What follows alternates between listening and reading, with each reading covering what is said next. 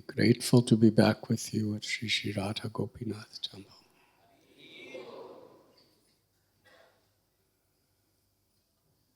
Today, could everyone hear? Radha Gopinath Temple is one reincarnation after another of sound systems. So we never know how they're working until they're here. Today,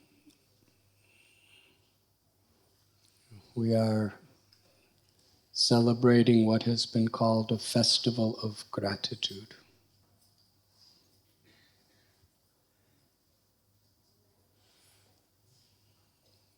Our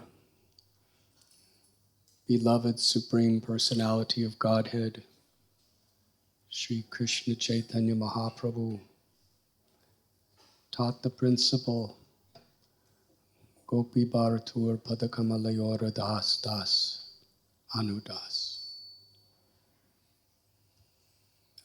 Our greatest aspiration is to aspire through our actions, our words, our thoughts, our very lives, to be a servant of the servant of the servant of the Lord of the Gopis, Sri Krishna. Why is that we aspire to be servant of the servant? Simply because there's no greater way we can please Krishna than being in such an attitude. Samsiddhir Haritoshanam.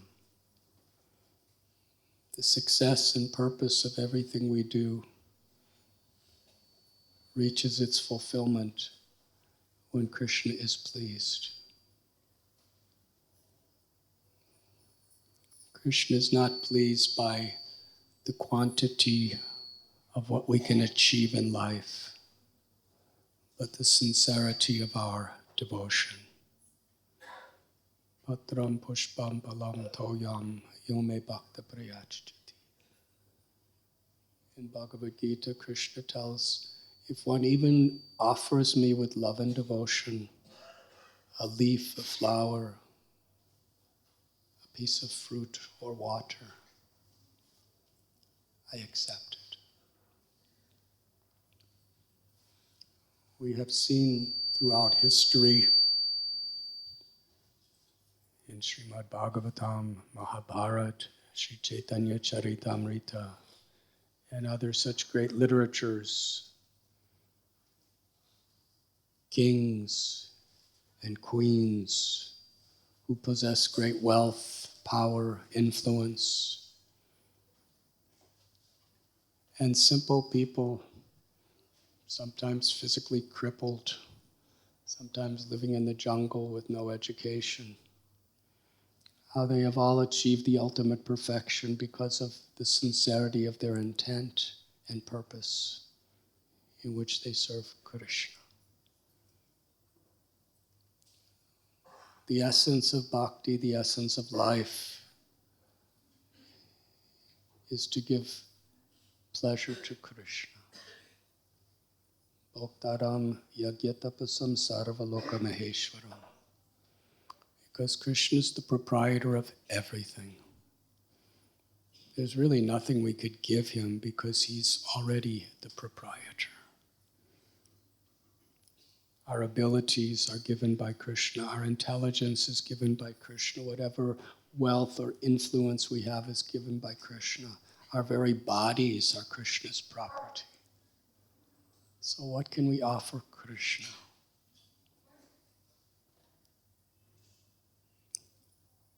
But Krishna accepts our love. There's nothing else. Krishna is conquered by our love. The supreme conqueror of all conquerors, the cause of all causes, creator, maintainer, and destroyer of everything that exists within creation, is conquered by the simple love of his devotee.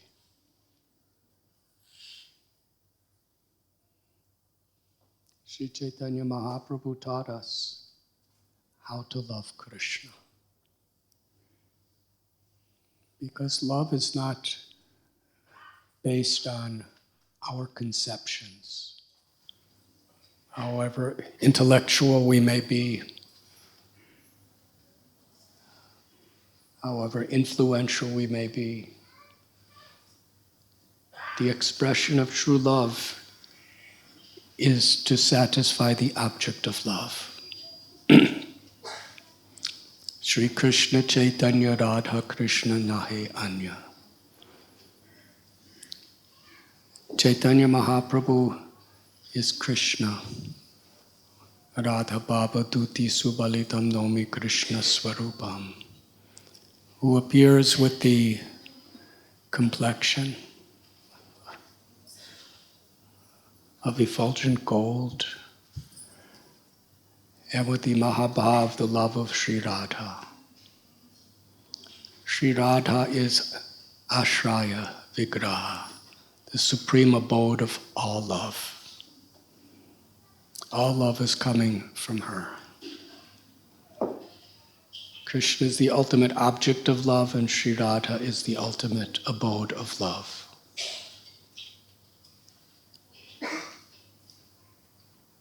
Sri Chaitanya Mahaprabhu is Radha Krishna appearing in one form.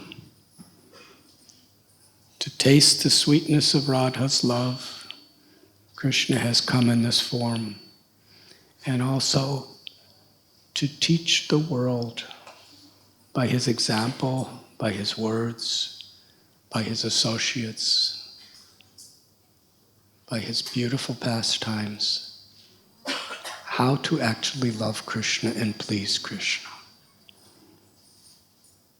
Gopi Bharatur Padakamalayora Das Das Anu Das. This is the method. It's not just a formality or a ritual. It's the highest state of consciousness, because it's the state of consciousness wherein Krishna is most pleased. Mad Bhakta Puja Bhyadika. Krishna tells Arjuna in the Vedic literature, I am more pleased when one worships my devotee than one worships me.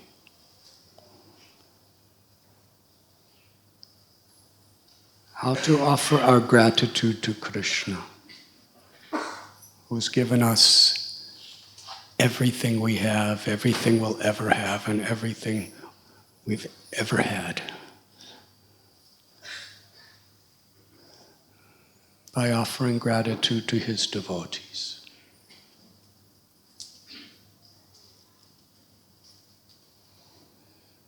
When Srila Prabhupada was in London in the early 1970s, he installed the deities of Radha Gokulananda at Bhaktivedanta Manor. The next day in his Vyas Puja, Srila Prabhupada's own birthday, Srila Prabhupada spent a good part of his lecture offering gratitude to his own students for everything that they had done to help him in the service of his Guru Maharaj.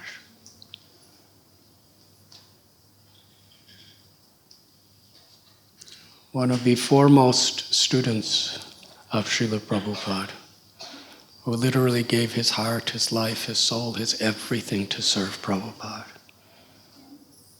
who gave up so much of this world to live in such difficult circumstances, asking for nothing in return, was His Holiness Giriraj Swami Maharaj. Such an appropriate beginning to this festival of gratitude, where His Holiness Giriraj Maharaj, through this film presentation, was speaking his heart, giving his honor and his respect and his deepest gratitude to His Grace Srinathji Prabhu.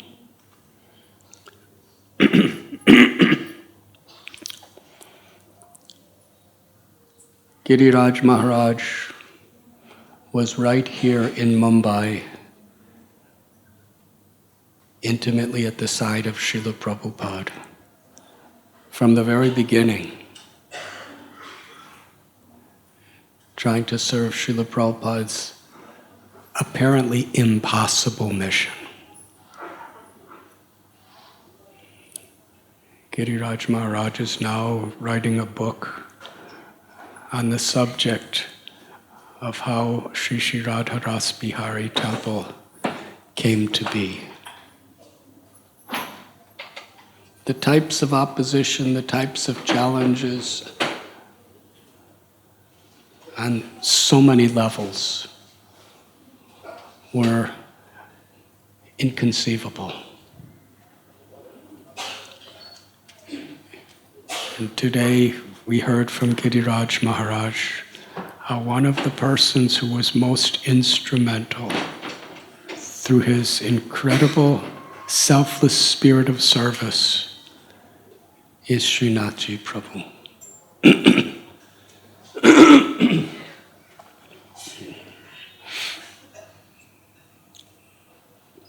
In truth, in our congregation of Radha Ras Bihari Temple, as well as especially here, Radha Gopinath Temple, whatever we have is so much based on the selfless service of Srinathji Prabhu.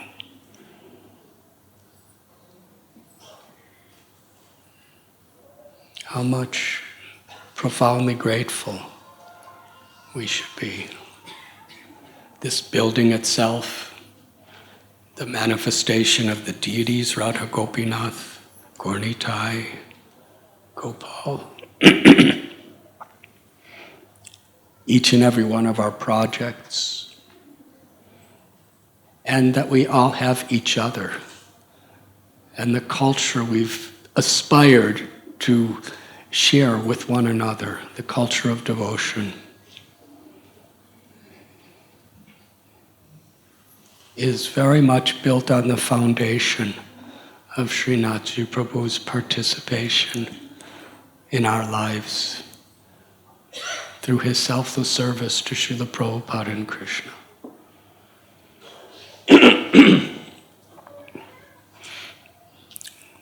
Srinathji Prabhu had a very unique position, because in those days, in the 1970s,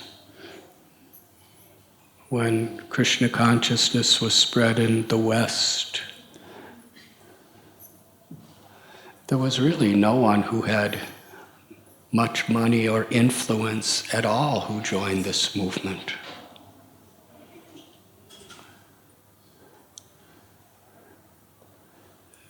There were devotees like Giriraj Maharaj who had very wealthy families, but when they came to this movement, they came with nothing. So almost everyone who came to this movement, our beloved God brother Ambarish Prabhu, he had something. But practically everyone else, we had nothing. Not much education, no money, no property, not much social or political influence. But Srila Prabhupada did see that these young, what Prabhupada called boys and girls, they had enthusiasm to serve. They were willing to commit their lives. And Srila Prabhupada, from 1965, when he arrived in America, for a couple years he developed some simple temples in the West. Mostly storefronts, little storefront in the East Village of New York, Haight-Ashbury in San Francisco, an old bowling alley in Montreal, little storefront in Santa Fe.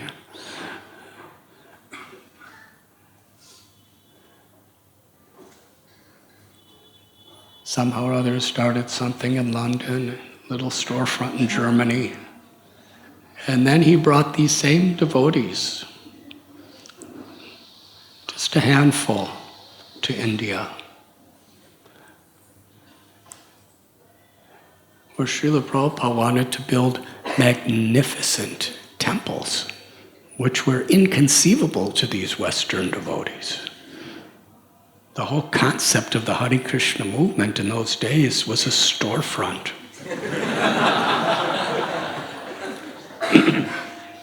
That was like the prototype. If you want to start a temple, you find a storefront. Usually a storefront is just one small room. That's it. And you crowd it in with as many people as you can get, and you have kirtan, and you give some simple prasad, and that's Hare Krishna's movement.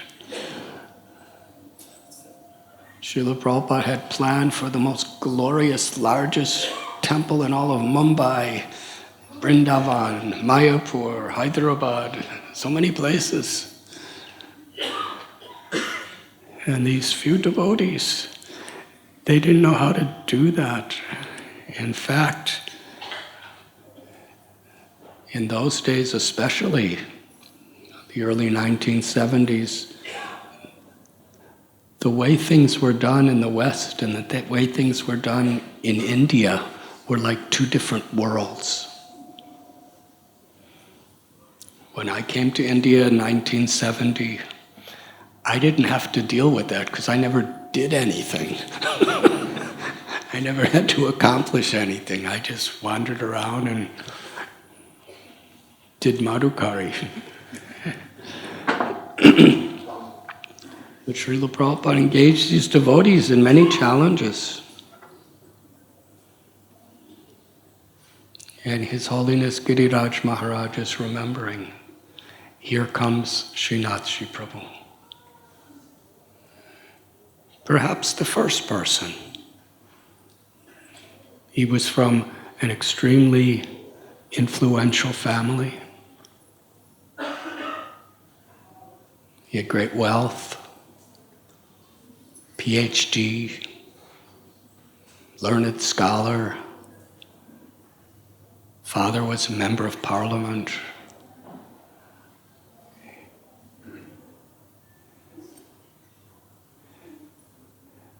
And where devotees just didn't know how to do things, he was right there.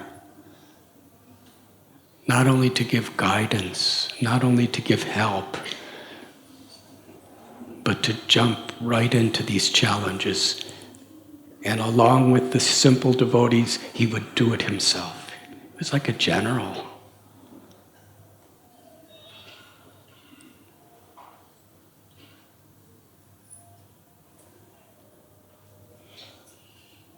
Yes, here at Radha Gopinath Temple, at times of inconceivable difficulties, which we don't have the time to explain today. He was right there to help in every way.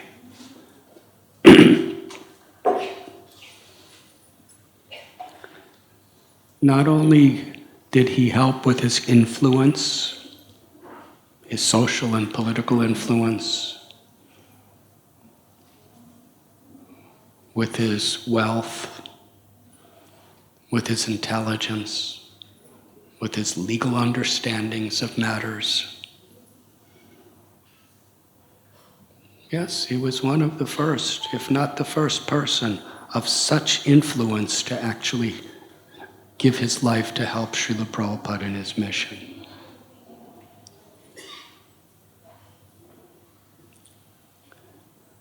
Srila Prabhupada would sometimes give an analogy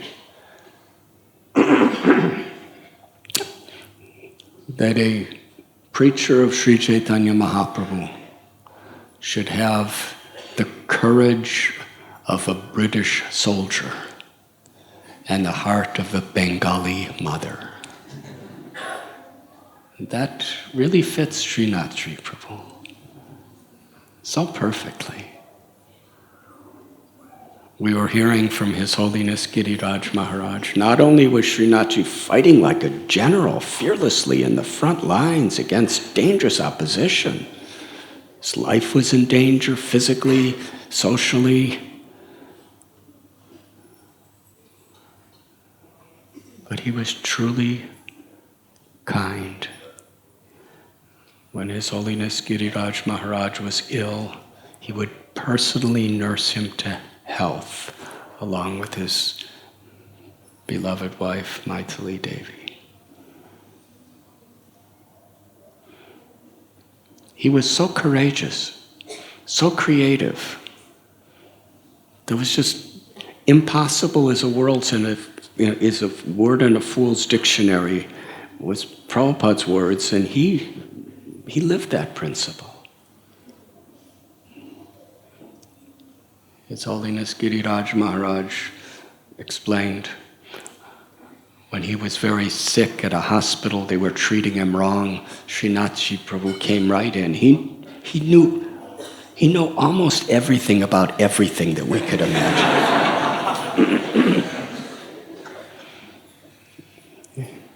He was humble but bold. He saw that Giriraj Maharaj was getting sicker and sicker, and yet they were treating him in certain ways. He saw it was the wrong ways. He knew enough about medicine. He was an electrical engineer. Because he got his PhD, it's called a doctoral degree, which means you're a doctor. So he came in and said, I am Dr. Desai. And I want you to give him this treatment and this treatment. He was telling the doctors what to do, telling the nurses what to do. He was organizing the diet coming from his own house that Maithili Priya Mataji would be cooking. And in this way, he saved Giriraj Maharaj's life. And I saw the same thing happen when His Holiness Jaipatak Swami Maharaj had that devastating stroke. He was sent from Radharas Bihari Temple to one of the hospitals, one of the prominent hospitals. And the devotees just didn't know what to do because he was in a completely unconscious state. Nobody knew, it seemed almost impossible that he would even live. So I was there at the hospital, and I didn't know what to do.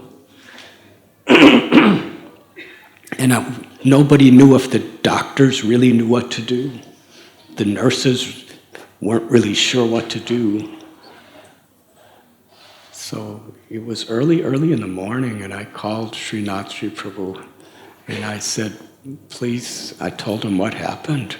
Please come. Within minutes, Srinathji Prabhu was there. I am Dr. Desai.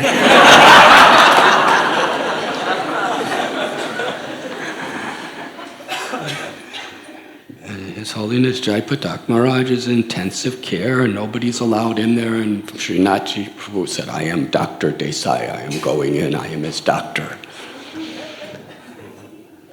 So much conviction, he went right in, started finding out what's wrong, he was telling the doctors and nurses what they have to do.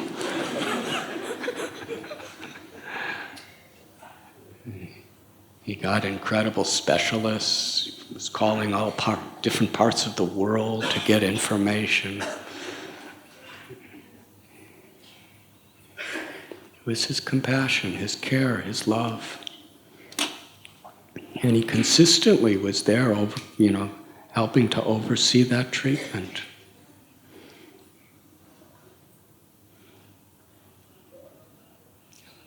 I remember His Holiness Niranjan Swami Maharaj, when his sister was here, he became quite ill, and Srinathji Prabhu and Maithili Devi, they just said, you stay at our house, we will nurse you to health.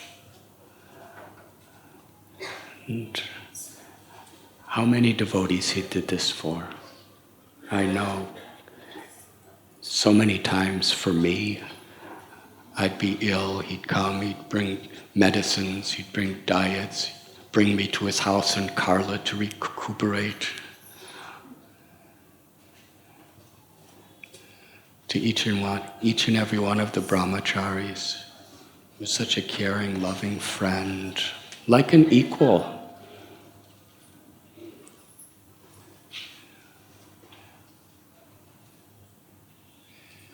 His boldness, his courage, and yet his very deep, profound, compassionate, simple, loving heart is who Srinath Prabhu was.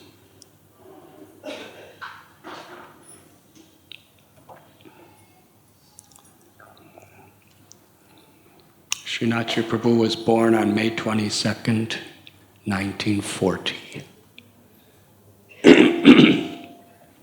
That was the time when the British were still in control of India. The time when Srila Prabhupada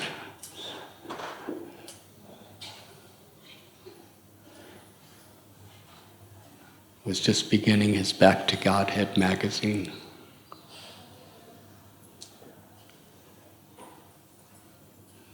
During World War II, the bombing of the Japanese, all the catastrophes of nations killing millions and millions of people, all directions.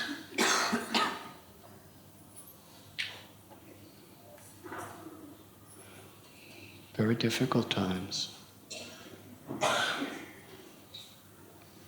Srinath Prabhu, he told us that his father,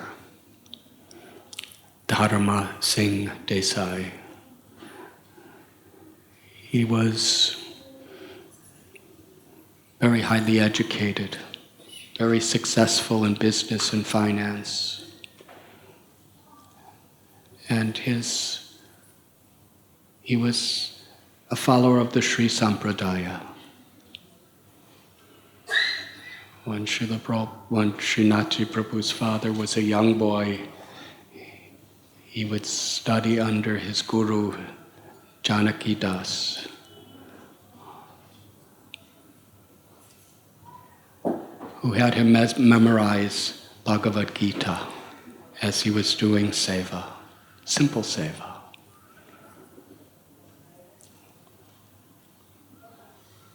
His faith in the eternal nature of the soul, his dharmic principles were very deeply rooted in his heart. Srinath Prabhu, his mother Shanta was a follower of the Pushti Marg of Sripad Ballabhacharya. She was a devotee of Krishna. When she was pregnant with her one and only child, praying to Krishna.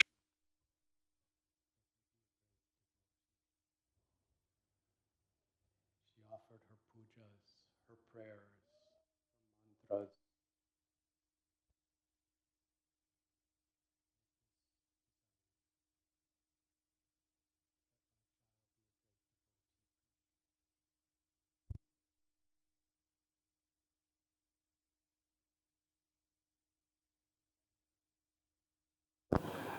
His name at the time. He took his birth. And he tells a story when he was about 11 years old. One of the neighbors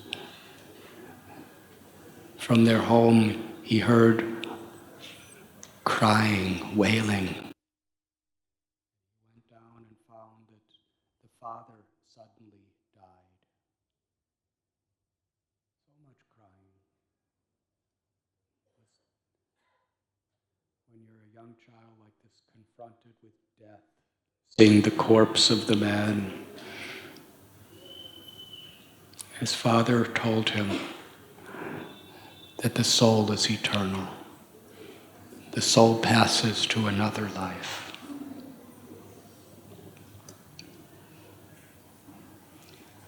This concept of death, this concept of the nature of the soul, was something that, according to Srinath Prabhu himself, it molded his way of seeing the world.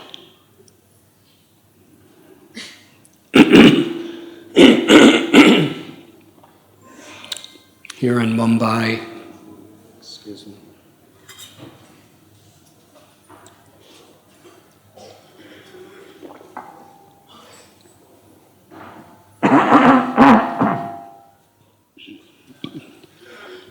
he went to various schools. Nearby to where we are is Cathedral School.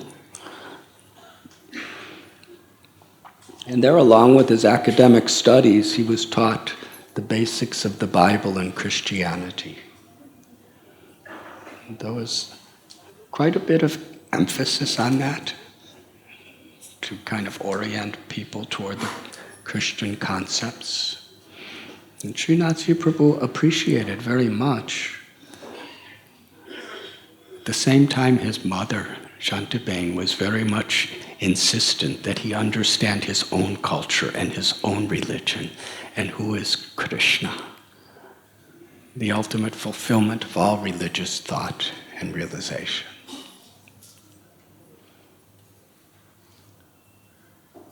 When Srinath Prabhu was 19 years old, he went to London University.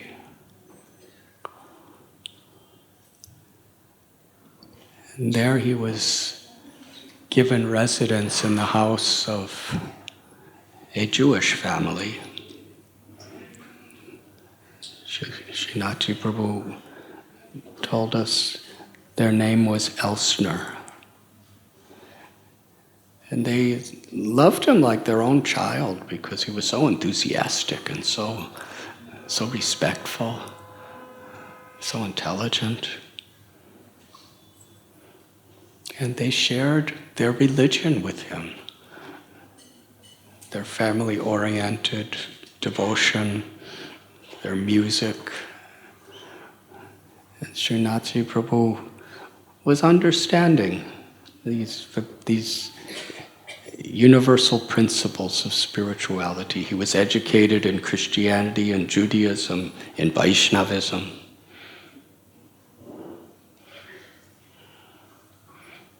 When he was 21 years old, he went to the Wharton School of the University of Pennsylvania in Philadelphia to work on his master's and PhD. And he had such a wonderful experience under the care of this Jewish family in London that he found another Jewish person to live with in Philadelphia, a widow named Shirley Anton. There, Srinath Prabhu studied electrical engineering and finance. But by the influence of his mother, his father, and his experiences of life, he was very, very, very interested in philosophy. June of 1964, he was awarded his doctoral or PhD. And he returned to India to assist his father in their business. Srinath Prabhu explained that by that time, because of all of the materialistic kind of influences that were around him in the West, he became something like an agnostic. At the same time, he was very philosophical. And he heard the Advaita philosophy from one of the very primary monistic teachers of the time, Swami Chinmayananda.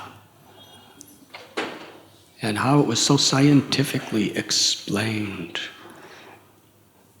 Srinath Prabhu really connected to that. February 8th, 1966, Srinathji Prabhu was married to the eldest child of Aravind Mafatlal and Sushil Bain, Maithili Priya, Maithili at the time. It was quite an elaborate marriage, from what I understand. In 1967, Srinathji and Maithili had their first child, Kushal. In 1969, Vinita was born, Brindapriya. And in 1971, when Maithili was pregnant with their third child, perhaps the most transformational event of Srinathji Prabhu's life took place. He was working with his father in their office. Approximately 11 o'clock in the morning, Srinathji Prabhu's mother, Shanta Bain, called her husband, Dharam Singh, and said, "Today at 12 o'clock, a Vaishnav saint is coming to our house for prasad. And he has followers from the USA. Come home, you must come home."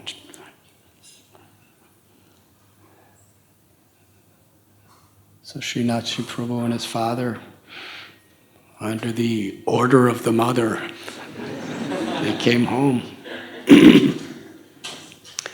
And it was in the courtyard.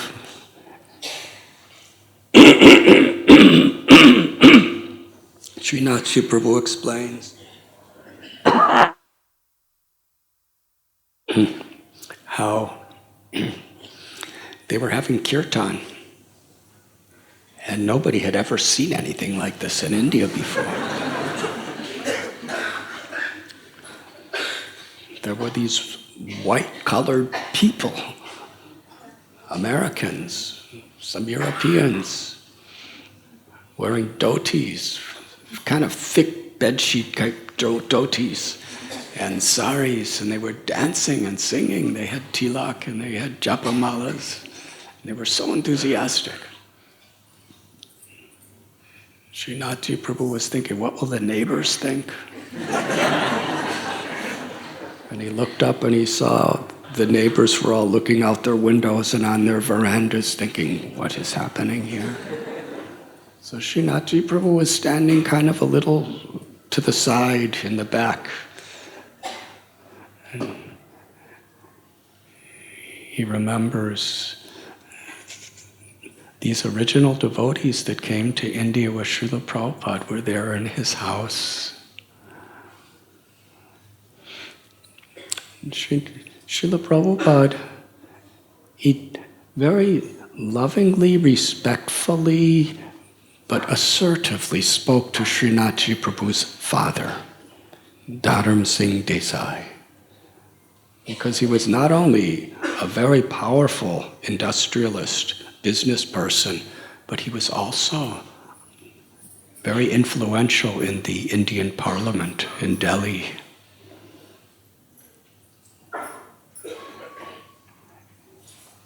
He said, you as a parliament member, you should clarify a grave misconception. Due to the communist influence within the parliament, my disciples are being accused of being CIA agents. That means the American Secret Service. In other words, they were being accused of being spies. And because of this, there was a certain amount of persecution, and they were restricting visas. Srila Prabhupada says, look at them.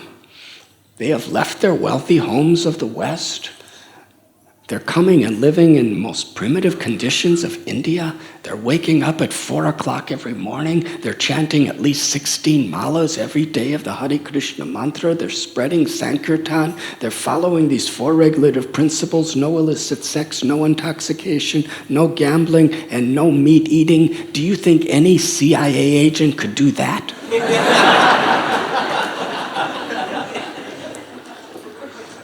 They are coming to remind the Indians what they have forgotten, what is true Sanatan Dharma. Srila Prabhupada explained, when I came to the Western world, I had nothing. Why are they following me? Because of the great treasure, the wealth of the message of Bhagavad Gita and Sri Chaitanya Mahaprabhu, they have come. So you please clarify this in the Indian Parliament. He agreed to do so. His second request, you should become a life member. 1,111 rupees.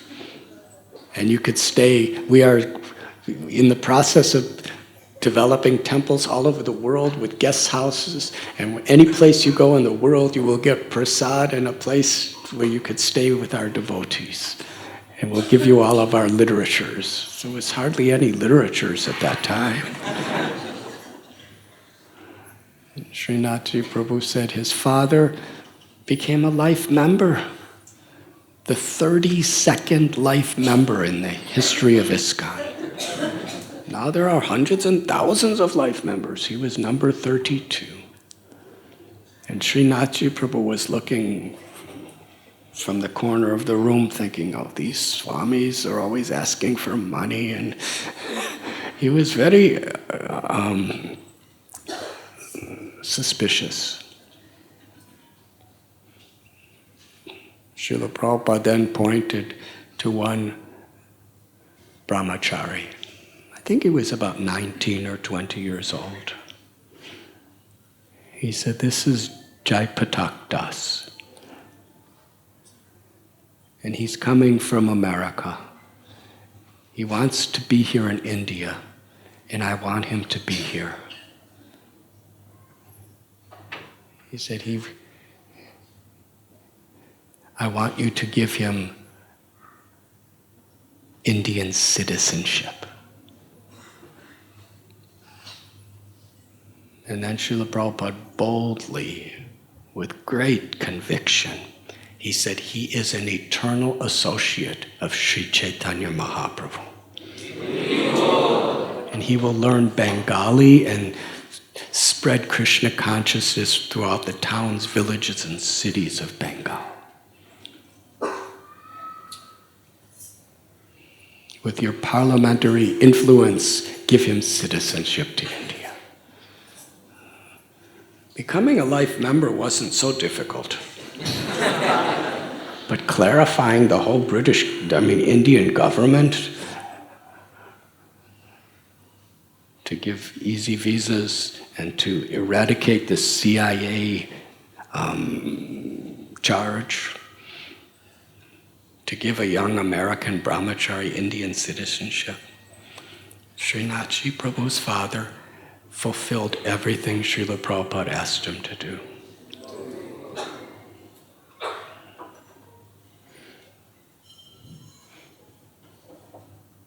And Srinath Prabhu explained how he heard during that meeting at his home. And Srinath Prabhu's mother was in so much happiness, just giving hospitality to Srila Prabhupada and all the devotees. Prabhupada spoke that very beautiful verse, Mare Krishna Rake Ke Rake Krishna Mare Ke. That if Krishna wants to kill you, nothing could save you. And if Krishna wants to protect you, nothing can harm you. So he heard it. And just a couple weeks later, Srinath Prabhu was on an airplane was a very small airplane. And suddenly, while it was in the air, the airplane caught on fire. People were screaming. And Srinath remembered Prabhupada's words. If Krishna wants to protect you, nothing can harm you. With all of his heart and soul, he was intensely praying to Krishna. Ordinarily, he wasn't practicing much religion, but in this circumstance, there was not. Doesn't matter how strong you are, how educated you are, how wealthy you are, when you're high up in the sky and your airplane's on fire. Only Krishna can save you. So he prayed.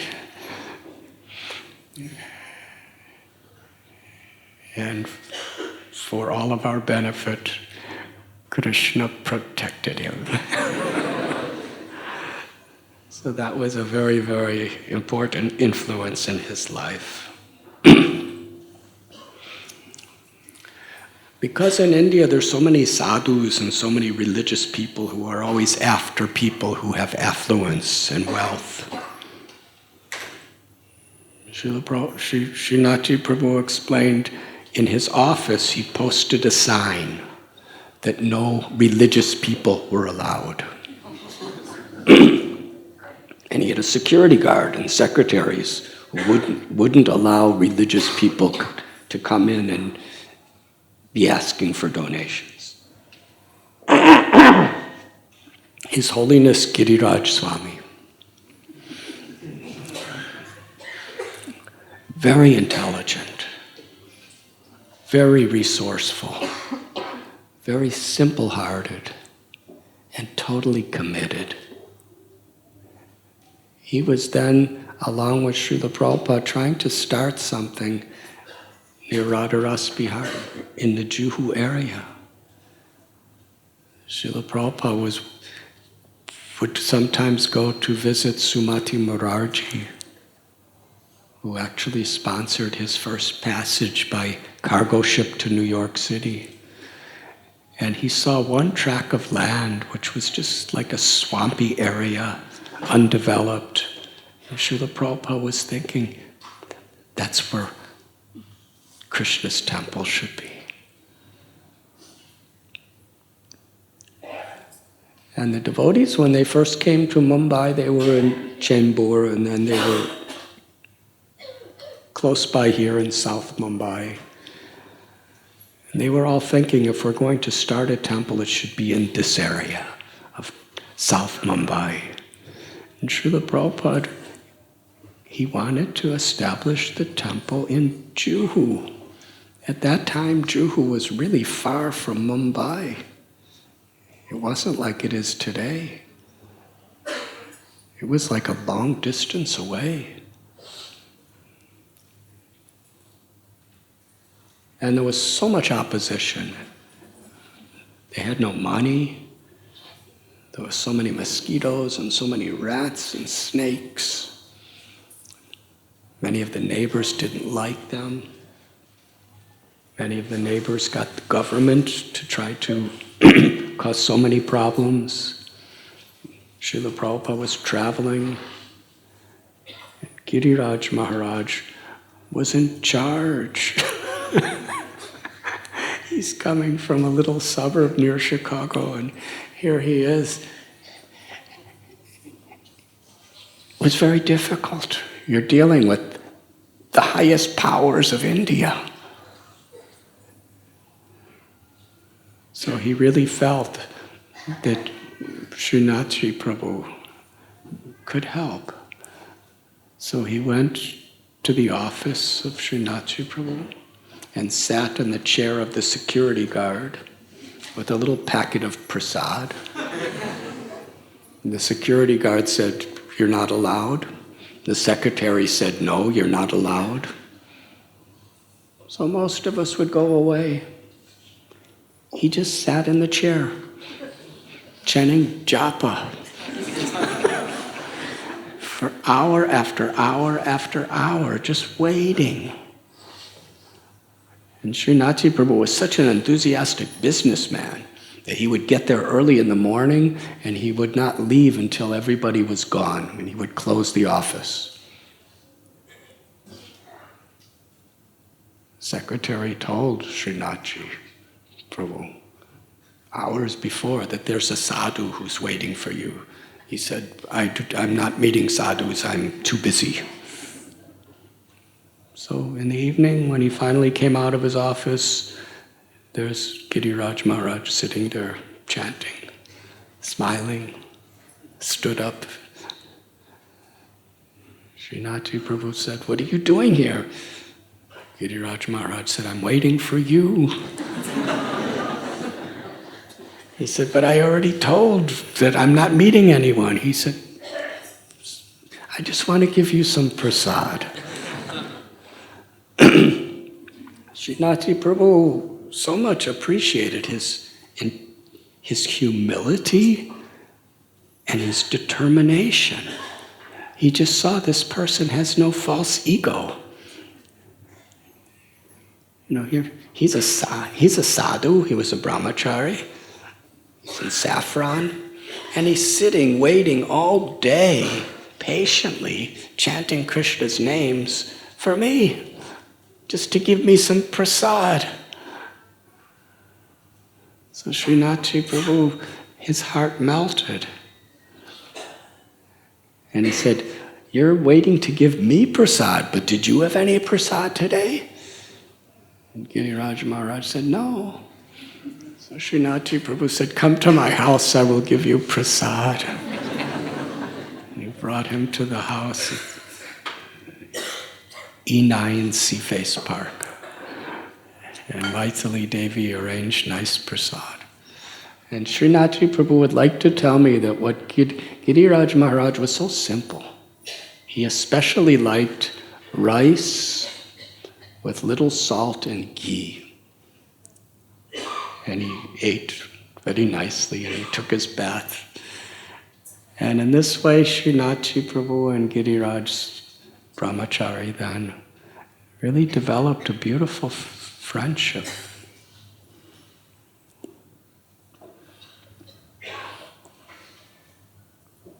Srinath Prabhu saw that this sadhu is really genuine.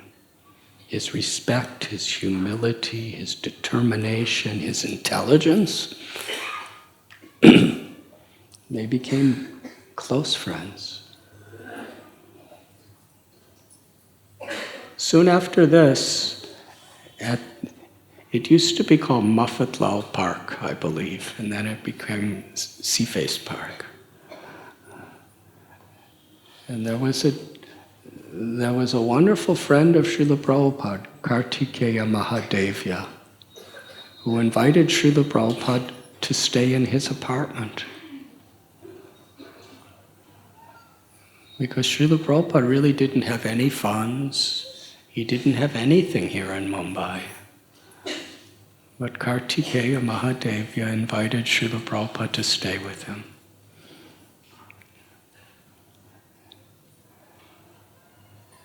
And Malati Devi and Yamuna Devi,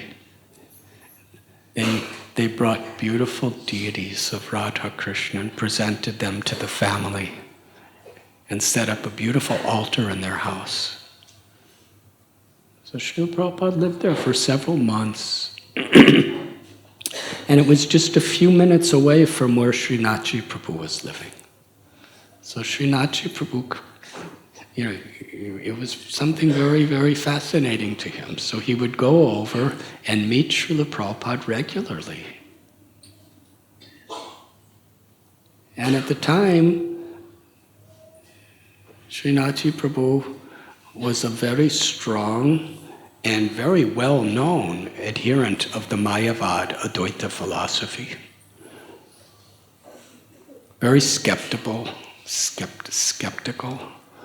about the Hare Krishna movement. But when he would come to see Srila Prabhupada was so respectful, so kind. He would ask him, "How is your mother?" And how is your father? They have helped me in so many ways. How is your family? All the philosophical differences, and there were blaring differences, Srila Prabhupada just put them aside and just showed kindness to Srinathji Prabhu. And gradually, Srinathji Prabhu developed such an attachment to the association of Srila Prabhupada. And of course, His Holiness Giriraj Maharaj was always eager to bring Srila Prabhupada closer. Srinathji Prabhu closer to Srila Prabhupada. And after some time, he had to resolve the differences of the Vaishnava philosophy and the impersonal philosophy. So those of you who knew Srinathji Prabhu, you know how forceful he could be. Systematically, he began to present the Mayavad arguments to Srila Prabhupada. And Srila Prabhupada would defeat them. Then Srinathji Prabhu would go to his other teacher and present Srila Prabhupada's arguments. And his other teacher would give his arguments. Srinathji Prabhu would come back to Srila Prabhupada and present those arguments, and he was going back and forth trying to understand. And this was going on. Even when Srila Prabhupada was staying at Juhu, he would come there, and they had a wonderful, loving relationship. But they would debate philosophy.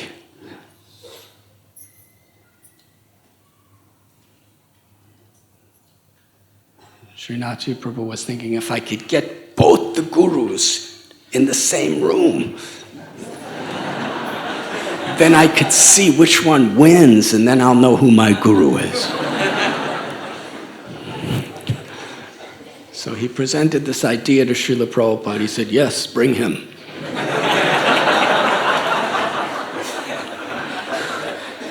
And then he went to the other teacher, and he said, I don't have time for all this. So he wouldn't come. So little by little, Srinathji Prabhu was convinced.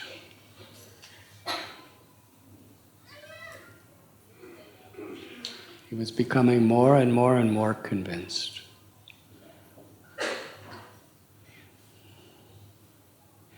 And one day,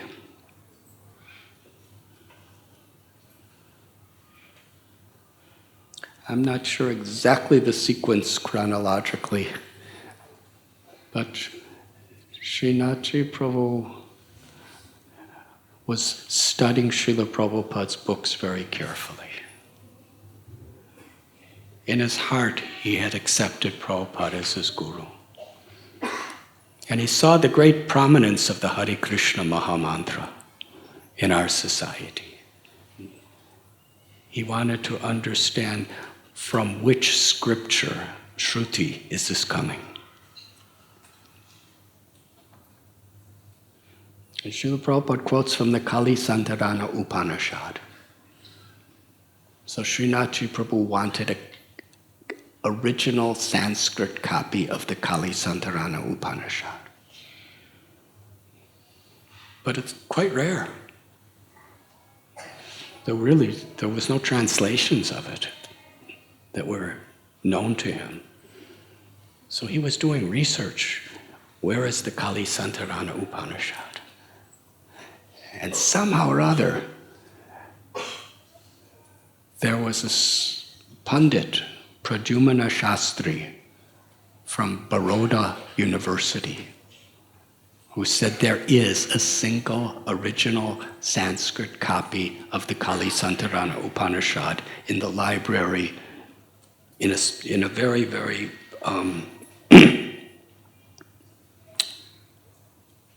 not a public part, but a very private part of their library. And somehow or other, Srinathji Prabhu got it photocopied, because you weren't allowed to take it out. And the Pandit at your home, Keshav, was it Keshav Shastri? Srinathji Prabhu had a special Pandit at his home, and he had him translated from the Sanskrit to Gujarati. Then Srinathji Prabhu translated it from Gujarati to English. And he brought it to His Holiness Giriraj Swami Maharaj.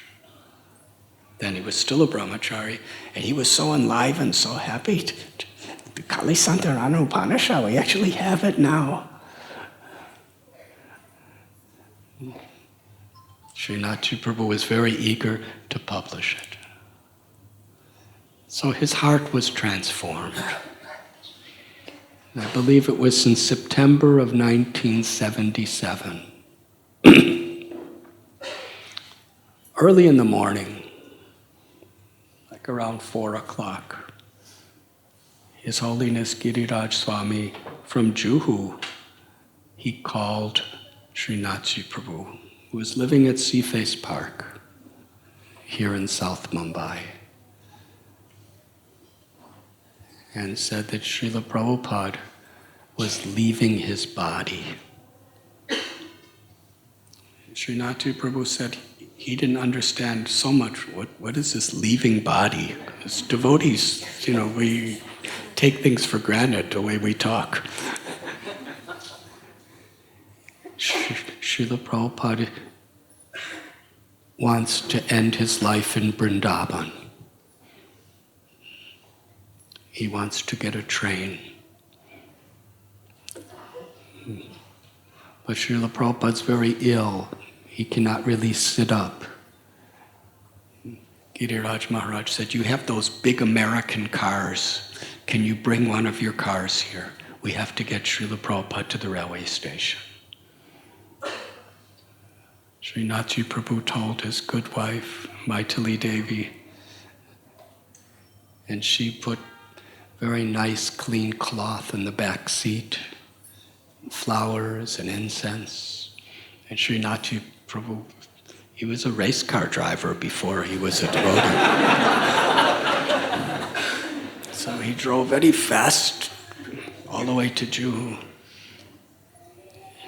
And with Srila Prabhupada was Tamal Krishna Goswami and Brahmananda Swami, and Upendra Prabhu was at that time Prabhupada's personal assistant, and Giriraj Swami. And they carried Srila Prabhupada down. And when Srinathji Prabhu saw Srila Prabhupada in this condition, he was so thin, so fragile. They laid Srila Prabhupada's body in the back seat of a big American car called a Dodge, and Srinathji Prabhu was at the wheel driving. They said they had to get him to Bombay Central Railway Station. The train was supposed to leave at 11 o'clock in the morning, and they didn't have much time. So he was driving naturally fast. Tamal Krishna Goswami told Srinathji Prabhu, "Slow down. Srila Prabhupada's body is very fragile. It hurts him too much when there's bumps, so go very slow." So he started going slow, that was an austerity for Srinathji. And Srila Prabhupada told Upendra, "Faster, faster." Upendra said, "Prabhupada wants you to go faster." And he started going faster. Tamal Krishna Goswami said, "I told you, I am in charge here. I told you, you slow down." So he'd slow down. Upendra would say from the back seat, he was back there with him. It was just one seat in the front. It was Brahmananda Swami, Tamal Krishna Goswami, Giriraj Swami, and Srinathji Prabhu all in the front seat. Prabhupada's in the back. It's a big car, so the back is kind of far back.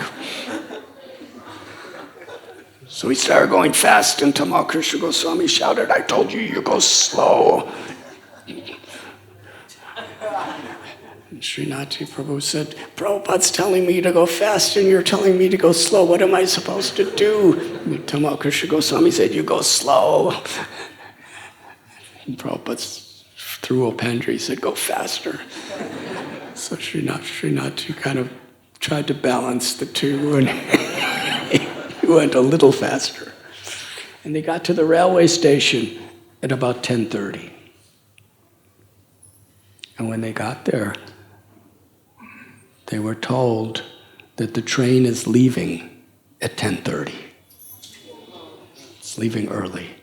So somehow, they got Srinathji Prabhu arranged a wheelchair, and they brought Prabhupada. He brought Prabhupada on the car, and the train was just about to leave, and everyone was gathered in their little compartment with Srila Prabhupada. And Srinathji, he had to leave the train, and he just got something to drink, some water, and when he was just about to drink his water, Upendrik came out, ran out and said, "Srila Prabhupada wants to see you." Srila Prabhupada wanted to thank him. Srinathji Prabhu ran back in the train, and Prabhupada very graciously thanked him. At that time, Srinathji Prabhu understood this might be the last time I ever see Srila Prabhupada. His heart melted.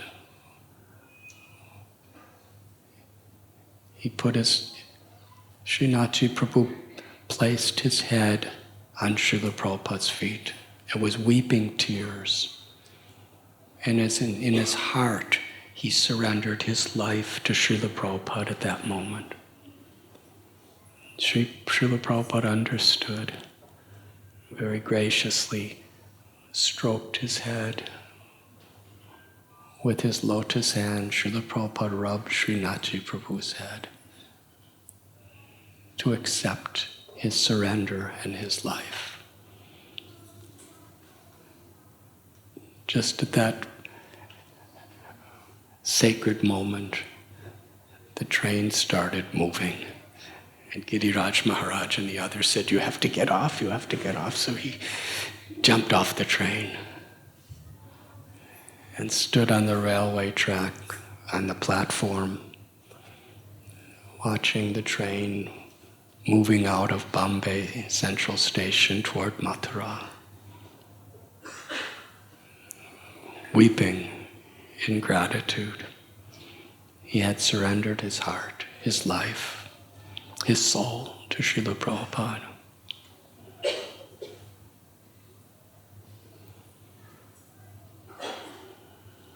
In November, Srila Prabhupada departed from this world.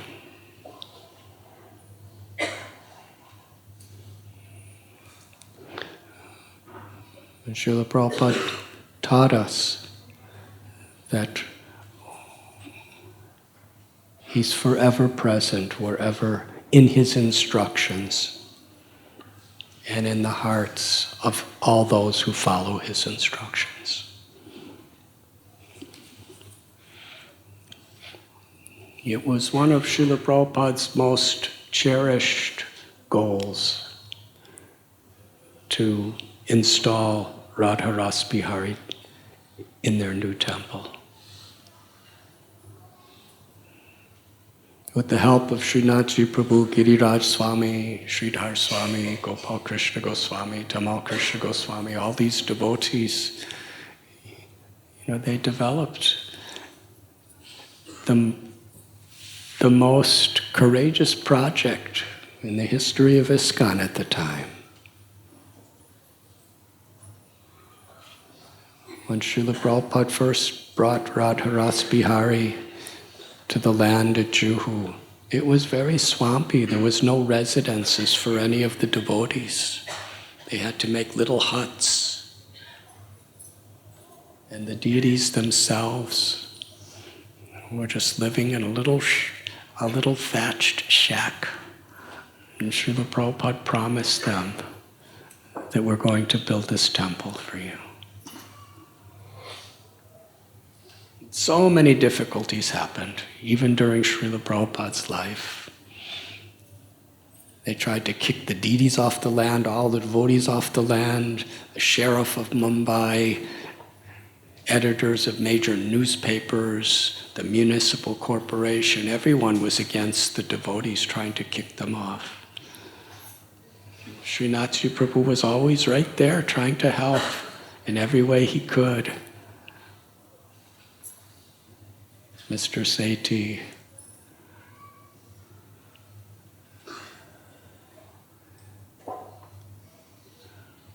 Baltakarai, so many people were trying, just a few people were really trying to help Srila Prabhupada, but they were against all odds. And eventually,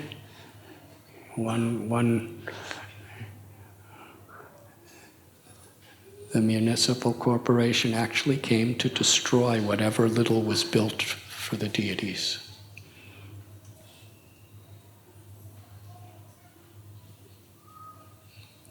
Srila Prabhupada just wouldn't give up.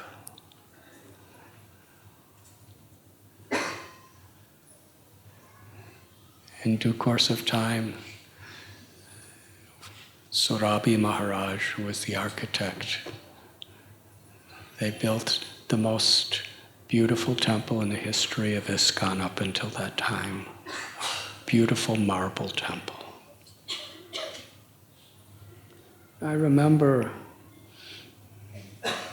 in 1977, Srila Prabhupada was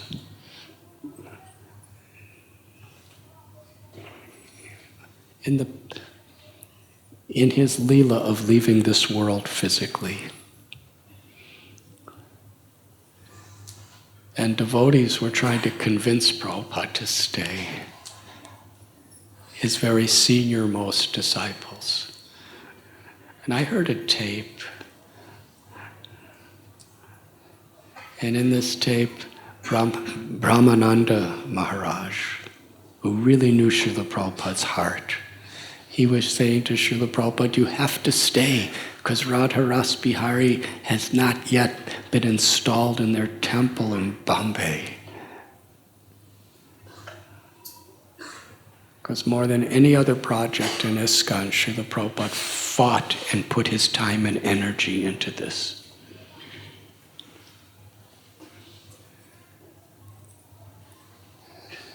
In 1978, just a couple months after Prabhupada's departure, they were having the grand opening, the inauguration of Radhanath Bihari's temple and their installation. Was going to be one of the most important functions in ISKCON's history.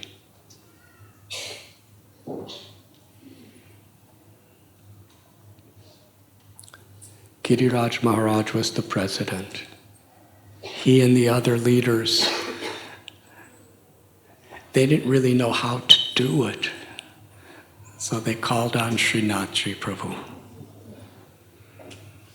to be the leader of this installation, temple grand opening. And then they asked him to be the master of ceremonies. And he did that. He arranged for some of the most prominent people of Mumbai to come. He was one of the leading organizers of the whole event and the master of ceremonies.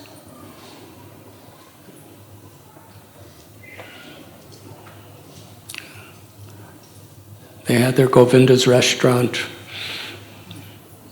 Please read Giriraj Maharaj's book. It should be coming out really soon. It goes into great, exciting details of these pastimes.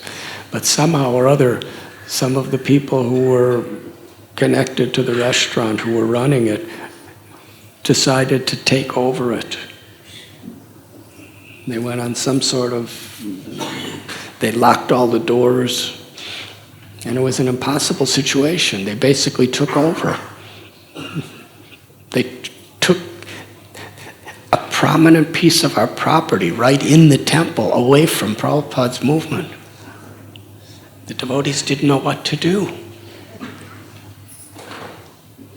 So Giriraj Swami called Srinath Prabhu. It was an impossible situation. They had all political strength.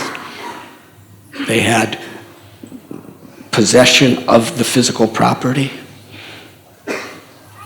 They had all sorts of gundas and dacoits protecting them. And here's just a few people from the West, trying to serve their guru. What are they going to do? There's only one thing you can do. Call Srinath Prabhu. Srinath Prabhu said, no problem.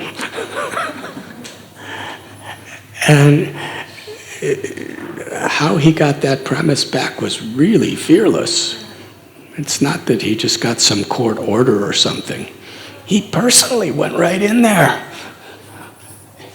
and cleared them all out and took possession. We've seen him kind of in that mood here too, when he wanted to get possession of some place. He was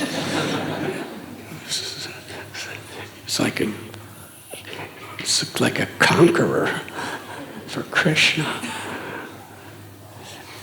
And how the devotees were so totally indebted.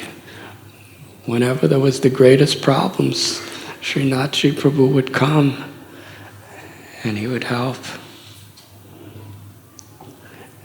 It was around that time that Srinath Prabhu, he preached to Krishna Chandra Prabhu and Radha Priya Devi and their family, brought them to the path of Krishna consciousness. There was a big legal case at Juhu around that time, and Srinath Prabhu helped to get Mahaprabhu to be a lawyer for defending us. And Srinath Prabhu also helped to convince Mahaprabhu, who convinced Sahadev Prabhu and Rohini Nandan Prabhu and Raghunath Prabhu and Satchidananda Prabhu, convinced so many people.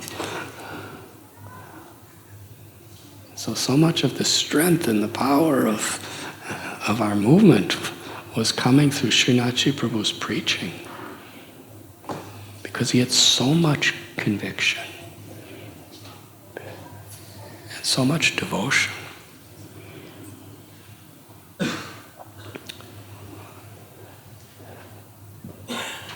Srila Prabhupada had established book distribution in various parts of the world, but there wasn't much in India. And along with people like Gopal Krishna Maharaj and Sridhar Maharaj and His Holiness Giriraj Maharaj, Srila Prabhupada, Srinath Prabhu, in the service of Srila Prabhupada, he not only bought, but as Giriraj Maharaj was describing in his talk this morning, he actually created beautiful custom designed buses for preaching and book distribution. And this was a whole nother realm of preaching and outreach for Krishna consciousness in India.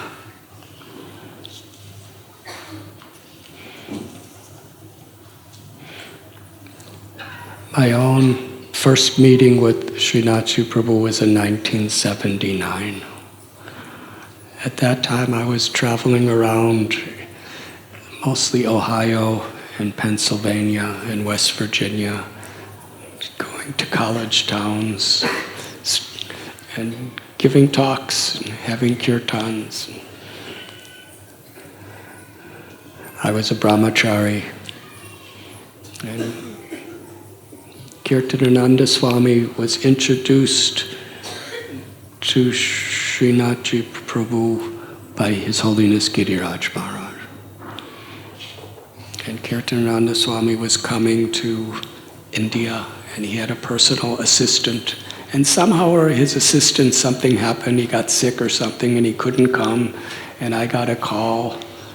I was somewhere in Columbus, Ohio, I think, that, everybody else is really busy here. We need somebody to go with him to India. I think he had a broken leg or something, I don't remember. But I said, well, I'm busy too. They said, well, everybody else is busy building New Brindavan, so you should come and do. So I said, but I don't have any money.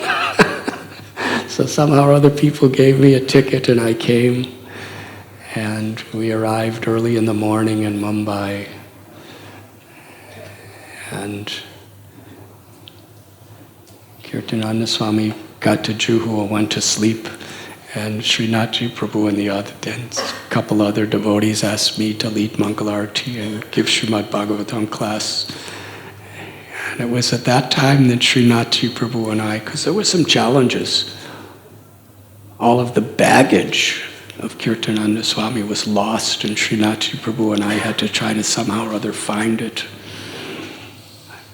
And in that, trying to deal with those situations, we became very, very close friends.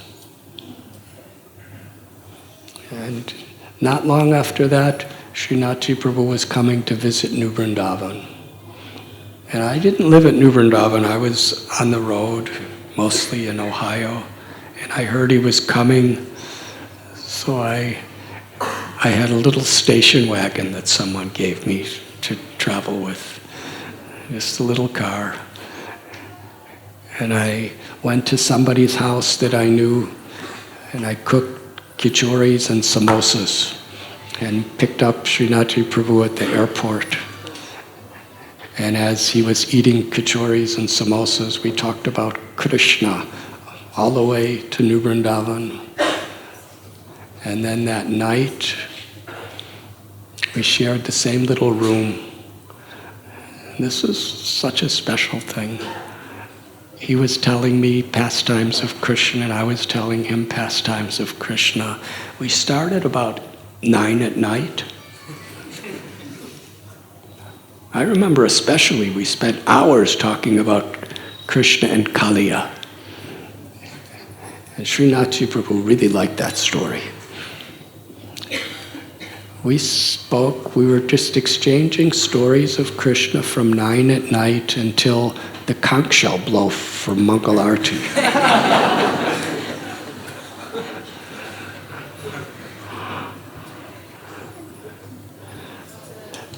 So that's kind of how I personally had the good fortune of Srinathji Prabhu's association.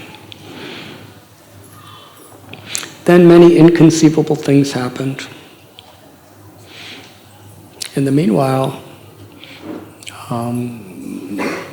Maithili Devi and Srinathji Prabhu,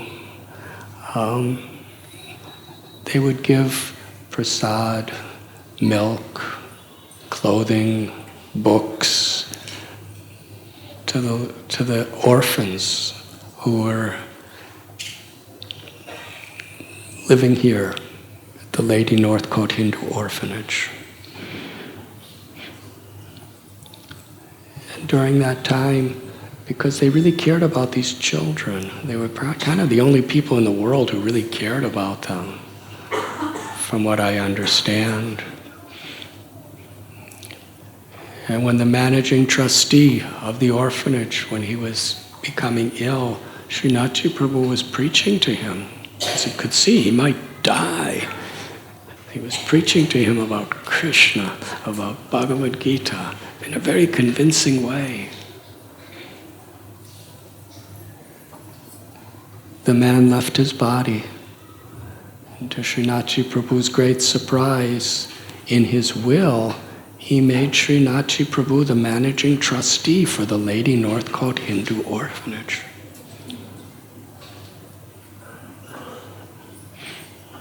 And it was just about that time that just a few devotees were kind of like orphans themselves due to circumstances. So what better place for orphans than an orphanage?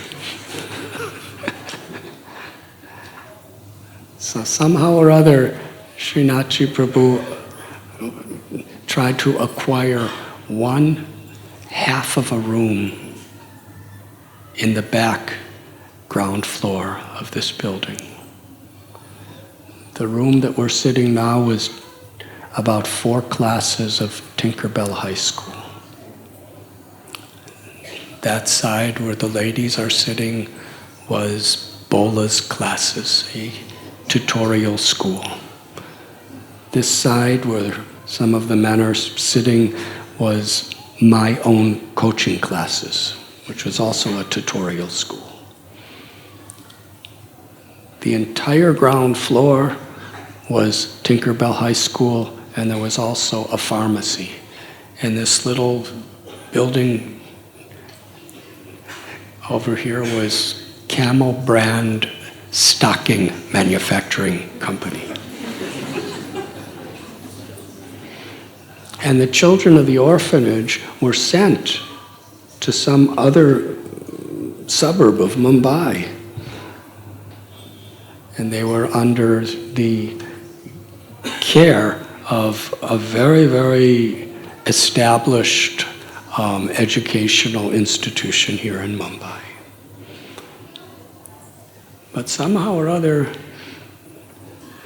Srinathji Prabhu, he was now the managing trustee, he found that something very controversial and dangerous to the children were happening.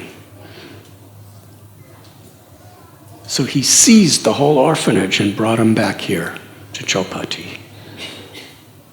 And they were staying in a little section next to that back courtyard. Now it's a prasadam room. It used to be an open area.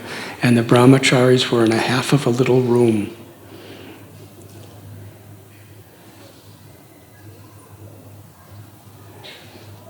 And that's how somehow or other we began our temple here. In that tiny little room, we got little deities about 6 inches high. And there were so many rats. And somehow or other, the original brahmacharis that were here, they weren't brahmacharis as we know them. They had a lot of problems. And there was a severe conflict among the brahmacharis themselves. There was about 5 of them. And there was a total rejection of the congregation. It was just a small congregation. And because I was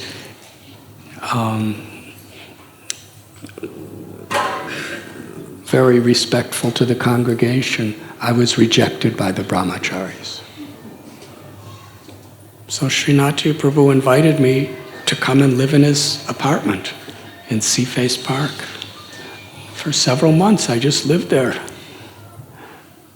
And the whole congregation at the time came to his house for Mangal Arti, Tulsi worship, Guru Puja, and Srimad Bhagavatam class every day. 7 days a week. He had these deities of Radha Govinda Dev. I think, were those deities given as a wedding gift to you when you were married?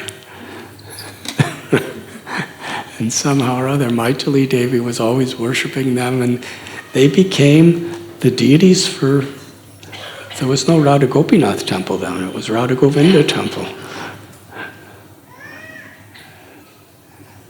How many of you people here that are assembled today would come to Srinathji and Maitali's morning program every day at Seaface Park? Please raise your hands.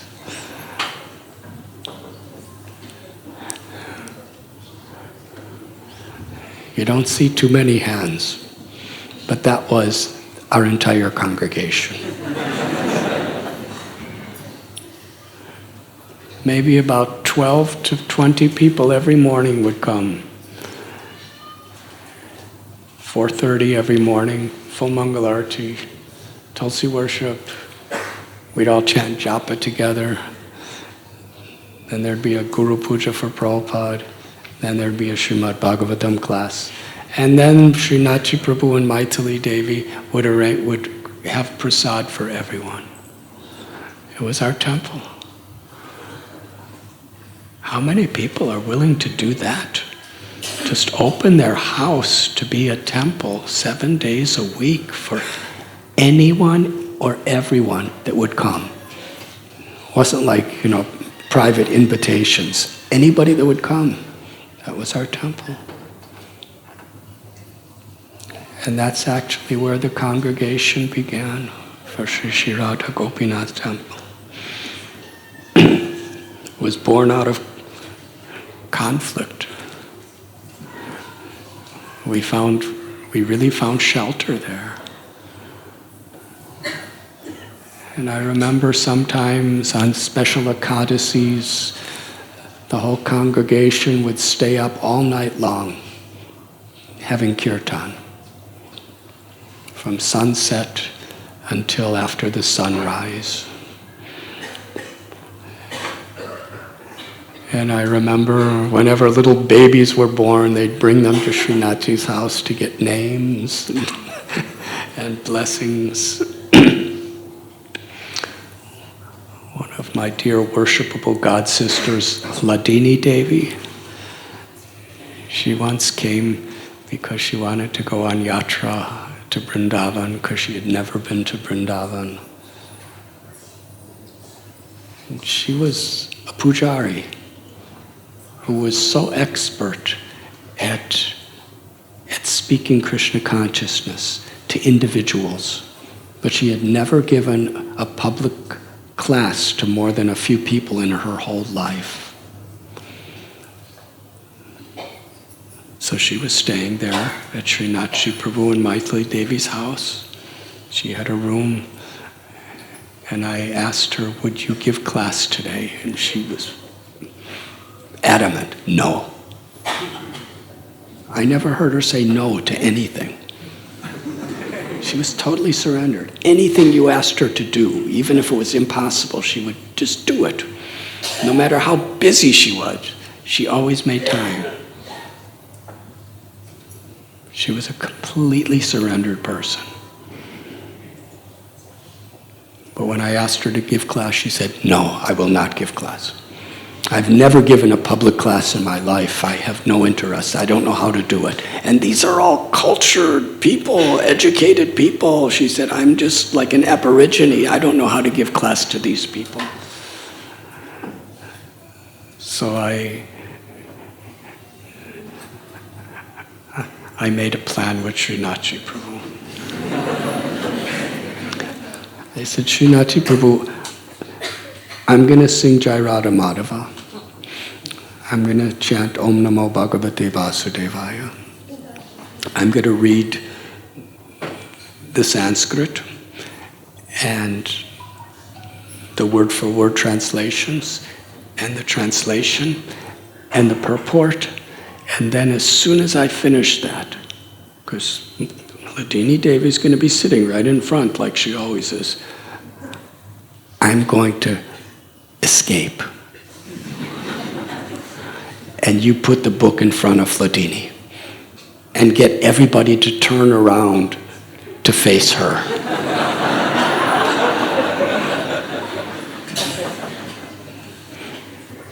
So it went just like that. After I finished reading the purport, I just, without saying a single word, I just stood up and walked across the room, Srinath Prabhu's house, his living room, that was where the class was, and I went out the door and down the stairs and hid.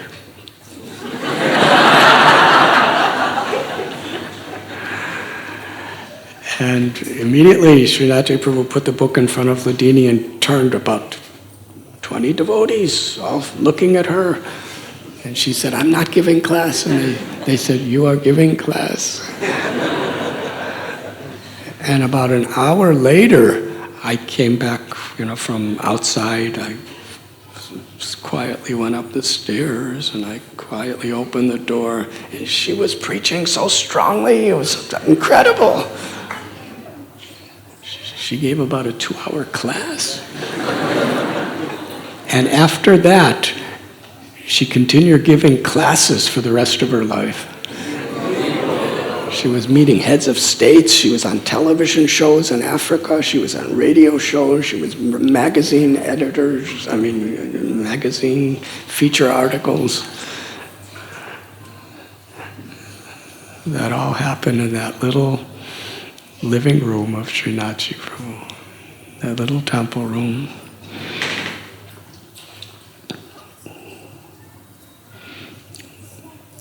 Little by little, by Krishna's grace, the Brahmachari ashram transformed. Certain people left, and we moved back down there. And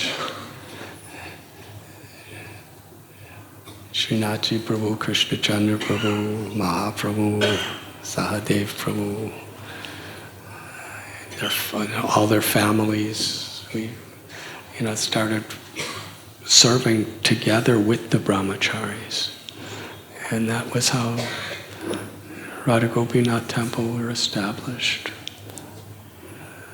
The doctors of Bhaktivedanta Hospital, Dwarkadish Prabhu and Vishakha Devi, Madhavananda Prabhu and Brindavan Rani and Vaishnav Seva Prabhu and Kalindi and Sridhama and Kishori and Giriraj Prabhu and Shamarani Devi, and they were all coming more and more.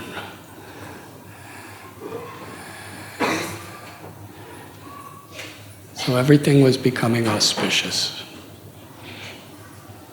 Meanwhile, on this floor, we were living downstairs, and gradually more people were coming, so we needed more space. So before Tinkerbell High School would begin their first classes at around 7:30 in the morning, we would get up at 4 and have our whole morning program here while there was a yoga studio doing yoga asanas on the other side of this room.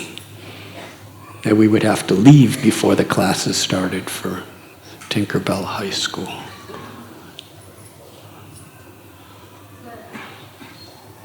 And gradually, Srinath Prabhu, we approached him and said, it would be really nice if we had this space for ourselves. Who else could do this? Somehow or other, Srinath Prabhu convinced the people of Tinkerbell High School that you're downstairs and you're upstairs. We'll build a loft downstairs, and you bring all your classes from upstairs to the loft downstairs. Who would do that? I don't even know how he did it. Krishna Chandra Prabhu, Mahaprabhu, you probably know the details. But somehow or other, after a few years, he got them to move downstairs. And then we had this whole hall ourselves. And he got the yoga studio to relocate to another area.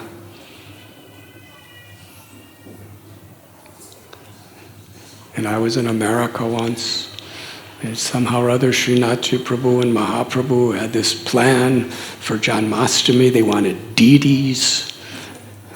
And I remember I came back after being in America for about a month, and I came back, and this was just a totally dilapidated room that we're sitting in. It was just trashed out. There was no maintenance in it for decades.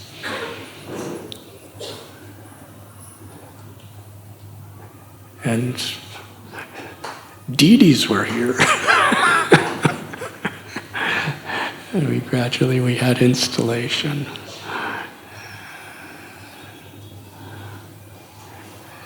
And devotees were happy, but there were so many court cases. I think there were 22 court cases. Srinath Prabhu and Mahaprabhu, they were like a team to defend Radha Gopinath and their devotees in the courts. And Srinath Prabhu would love court cases. whenever there was some court case, he would get so enlivened. I would get distressed, because I'm not a fighter like that. I'm just like to chant Hare Krishna. Another court case, and they were threatening to close us down and shut down the kirtans and everything, and Srinath Prabhu would say, I pray for the opportunity to fight for Krishna. And between Mahaprabhu and Srinath Prabhu, 22 court cases, they were victorious.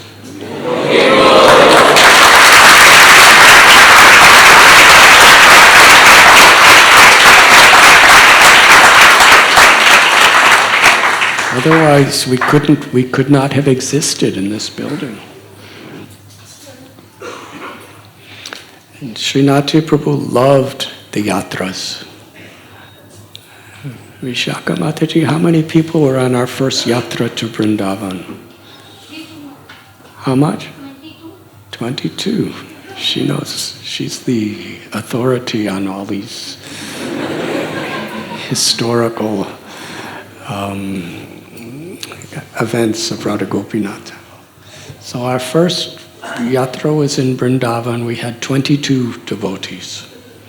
And Srinath Prabhu, he was so enthusiastic. I'll never forget, he loves Brindavan. He just loved Brindavan. And he loved Brijbasis.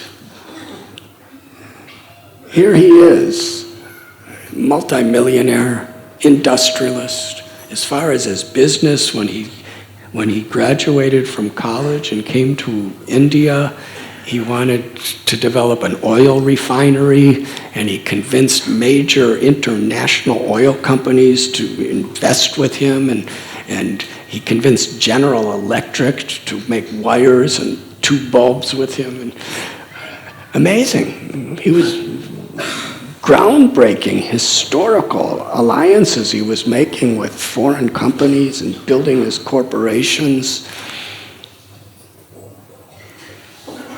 And yet, he just loved to be on pilgrimages with devotees, riding on the trains with the devotees. He'd love to go to the simple little huts of the Brijbasis and honor them and worship them and eat their rotis, talk with them, whatever language they spoke, he always knew those languages. He came to Brindavan with us. And he never exerted himself as a senior during those yatras. He just performed all the simple austerities as everyone else. Krishna Chandra Prabhu and his family, same. Mahaprabhu and his family, same. Sahadev Prabhu family. All these very senior people, elderly people, but still accomplished. It's the simplest conditions, and the simplest rooms, riding on simple third-class or second-class trains.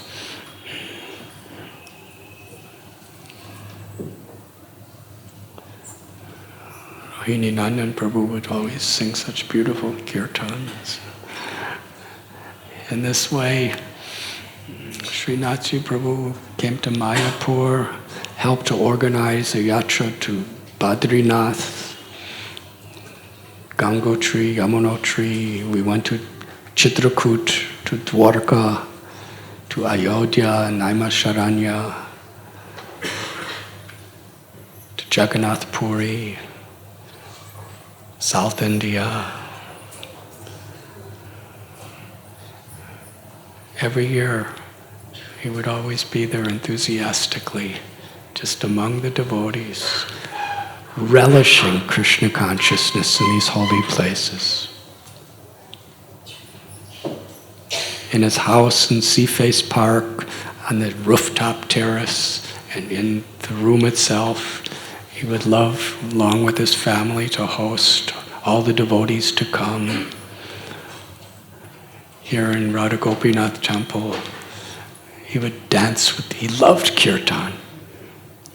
Just loved to participate in kirtan.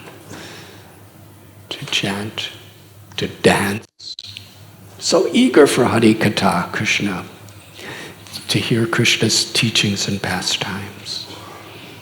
And this is something that was always increasing. When Sri Radha Gopinath temple was established in around 1986, up until last year, just in the back there was a special chair that Srinath Prabhu would come and sit on for the Saturday and Sunday Srimad Bhagavatam classes. And he will always be here. No pretense. Just sit with all the devotees and relish hearing Srimad Bhagavatam. And whoever was speaking, even people who were younger than his children,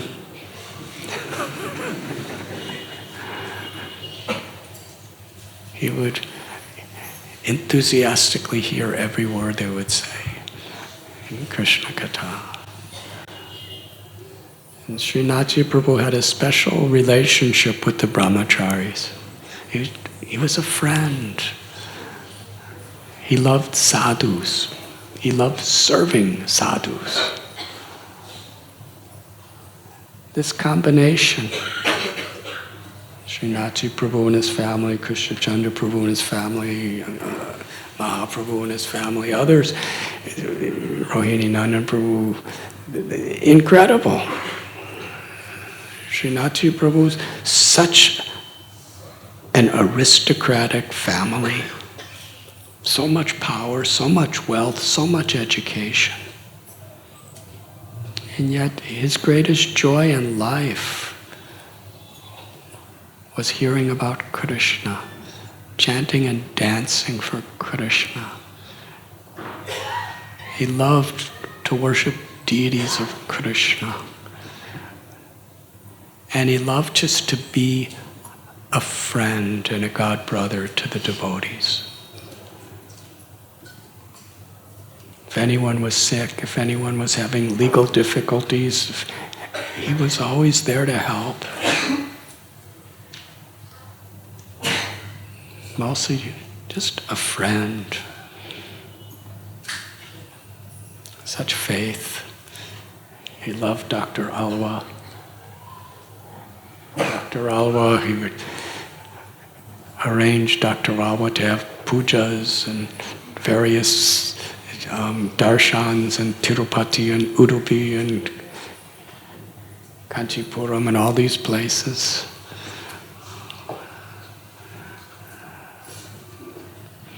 Sridhar Maharaj, when Sridhar Maharaj was to establish, was it called VAST? What does that stand for? Sridhar Maharaj called on Srinath Prabhu, along with Prabhu, to be kind of, to help him start this wonderful project, VAST, which was for cultivating people to be friends and supporters of Srila Prabhupada's mission. And Srinath Prabhu was so excited, enthusiastic, determined to participate, to serve Sridhar Maharaj. That was his life, to serve devotees. And it's so beautiful to see how Srinath Prabhu's, well, I'd like to share a couple things. Another great challenge and crisis took place around 1993. It was around that time that Srinath Prabhu had a heart attack. I believe he was in Taiwan. And he needed an open heart bypass surgery. He decided to have that surgery in America at the Cleveland Clinic. And that was the time when I was traveling around a lot. And of course, we were based here in Mumbai. Actually at that time, I was more or less just staying here in Mumbai. And I went to the Cleveland Clinic the day before his surgery. And Srinath Prabhu's mother was there, Shanta.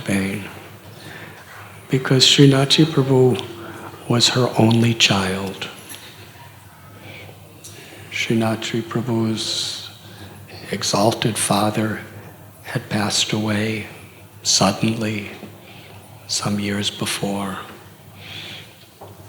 So the vast responsibility of their whole family, as well as all their industries and businesses, fell on Srinath Prabhu.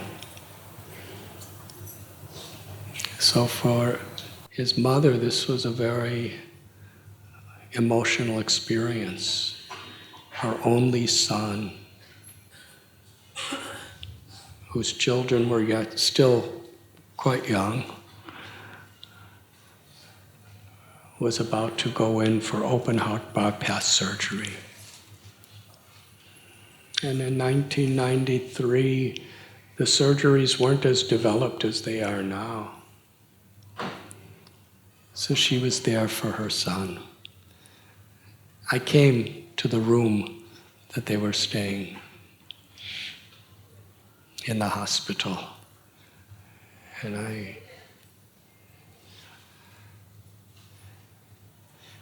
if I remember right, the surgery was scheduled for Friday the 13th. And the doctor said to Srinath Prabhu that this is a day that I'm open, but nobody wants to have surgeries on Friday the 13th. Because in the West, it's considered like the unluckiest day. And Srinath Prabhu said it's Trayodasi. Nityananda Prabhu was born on the 13th. So it's auspicious. And then he had an astrologer say it's good day. So, he was just chanting and japa, praying, and then, they took him out of the room we were in. His mother and myself and Srinath, they took him down for the surgery. And his mother was sitting very, very deeply grave, emotional, praying. And as soon as he left our room, I started chanting japa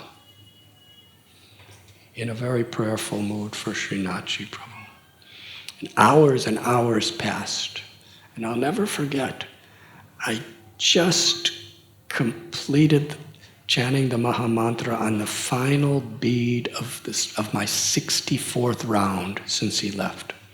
And at that moment, right after I said, Hare Krishna, Krishna Krishna, Hare Hare, Hare Ram, Ram Ram, Hare, bling, bling, bling, the telephone rang. And his mother answered the phone, and the doctor said, the surgery has just been completed and is successful.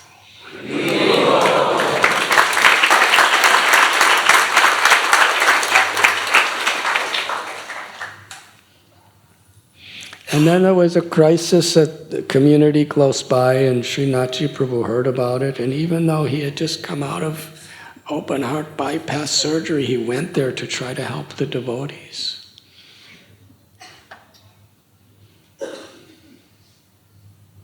And Maitali Devi will remember you were back on your way to India, and you were in a hotel in London near the airport. And at that time, it was such a difficult situation.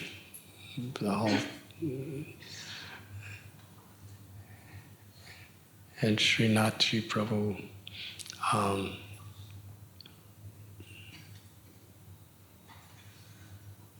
he said, you must come back to Mumbai. And I said, if everyone wants me to come back, I will come back, but that's for everyone to decide. And Srinath Prabhu, he handed me an Air France ticket to Mumbai. He said, you keep this and I will arrange everything. And somehow or other, Srinath Prabhu and Maithili Devi, Krishna Chandra, Mahaprabhu again, they helped to resolve one of the biggest crises that happened in the history of our temple and so many of our devotees' lives at that time.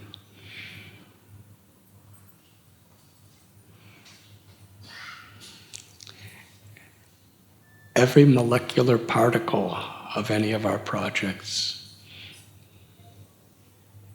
Srinath Prabhu, Krishna Chandra Prabhu, these devotees, their influence is there.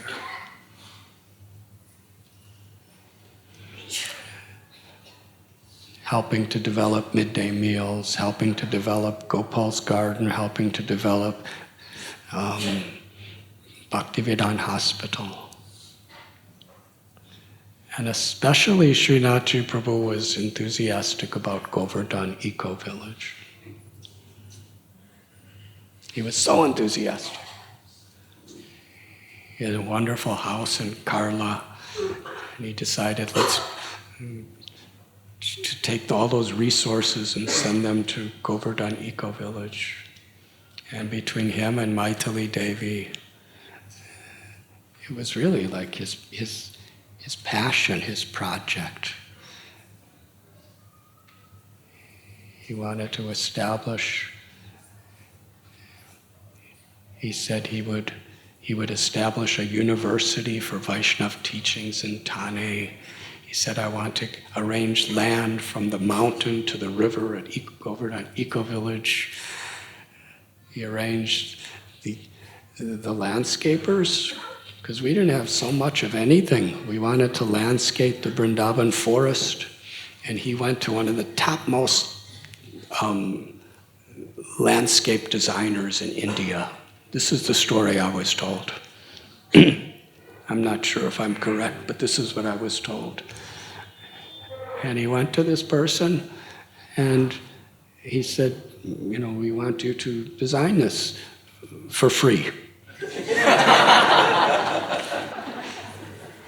The man's making the gardens for all the biggest Bollywood stars and politicians and the biggest multi-billionaire industrialists. And here comes Srinathji saying, we want you to do, and this is like 20 acres of land for Krishna. He said, I can't do anything unless I put my heart and soul into it, because my reputation is based on the quality of everything I do. So I have all these other projects. There's a whole waiting list of things that I'm asked to do from some of the most prominent people of India. I don't have time. And Srinath Prabhu, he said to him, all these people, they're just going to invite a few of their friends to simply enjoy sense gratification. He said, you are a Hindu. There are going to be thousands of people from all over the world to feel the experience of Brindavan. You will establish Sanatana Dharma and Krishna Bhakti. Srinath Prabhu wouldn't take no for an answer.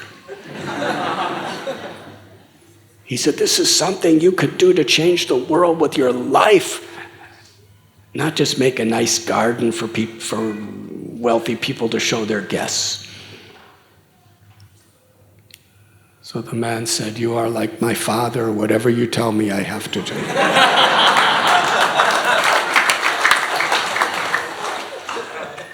That's how all that beautiful landscaping is there for Govardhan Eco-Village.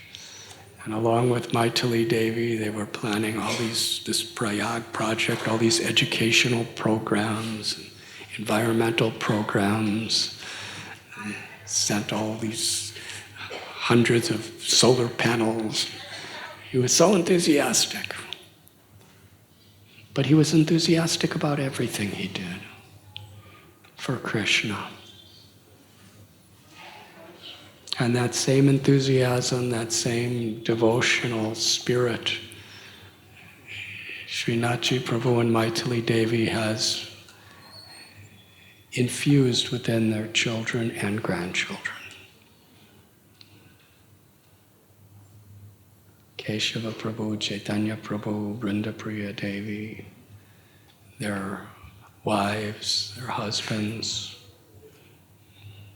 Janisha, Namamrita, Radhagiridhari, and their children. During the memorial service earlier, or actually it was last year for Srinathji Prabhu, we heard his grandchildren speak. With so much love, so much gratitude. He was just such a loving grandfather, a friend, just in every way, with all simplicity, perfectly attuned to the hearts and the minds of his little grandchildren. Keshav Prabhu was explaining how the whole time he grew up in his life, every single morning during Brahma Muhurta, Srinathji Prabhu would have Srila Prabhupada lectures playing on a tape recorder. While he was bathing, while he was shaving, while he was dressing, whatever he did in the morning, that was just a part of their house. It was the culture of their home. First thing in the morning was absorption and hearing Srila Prabhupada speaking and chanting. And this wonderful family, 3 generations, so much respect, so much culture, so much devotion.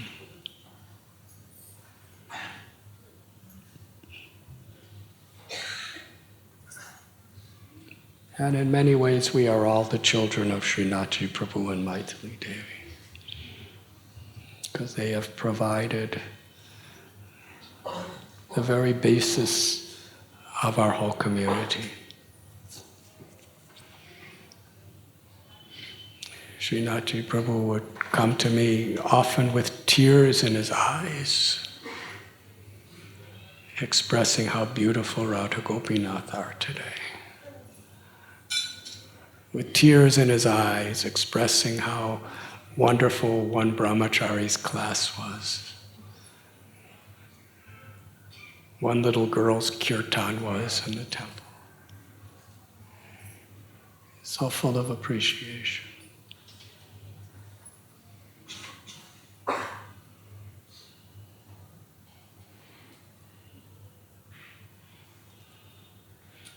And last year, 1 year from yesterday, Srila Prabhupada and Krishna took him from our vision in this world.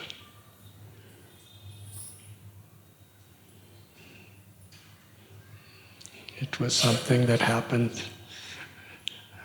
All I could think of is our Srinathji on the altar. He's like this.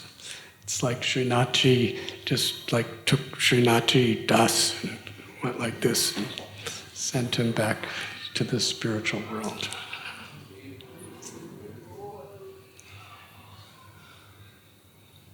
But through his incredible accomplishments, his enthusiasm, his courage, his compassion, he's an inseparable part of our hearts and our lives.